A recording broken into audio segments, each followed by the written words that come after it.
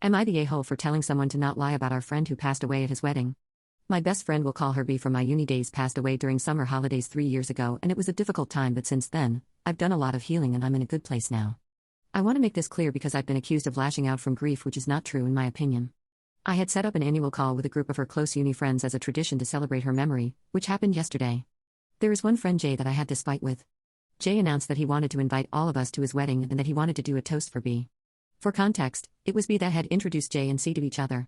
When this was happening, Jay and B used to be really close, so she spent a lot of time with them as a couple or one-on-one. But this was at least a year before her passing. Since we are all uni friends, we didn't know each other for a long time, so the fact that they hadn't been close for almost a year before her passing is very relevant. Now, here's the problem. Jay shared a little bit of the toast he was planning to do for B, and a lot of things in it were exaggerated or lies. He repeatedly refers to B and him being best friends, which was not true. They hadn't been very close for a while, and for a while before she passed away, they were no contact because he had ghosted her. I know all of this because she had admitted to being very sad about this, and I was also upset on her behalf. This was a regular pattern because she had come to me many times for being sad about Jay's behavior towards her.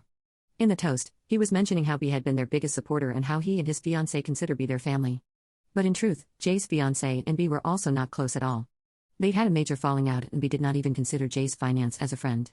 I thought this was very disrespectful to B's memory. And called him out for lying about what was actually true.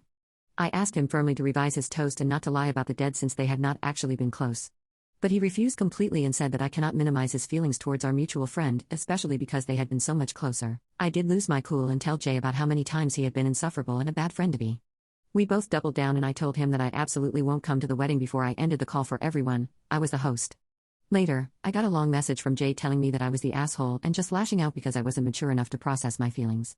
The call had only 5 people, so it wasn't a public confrontation and nobody else has said anything.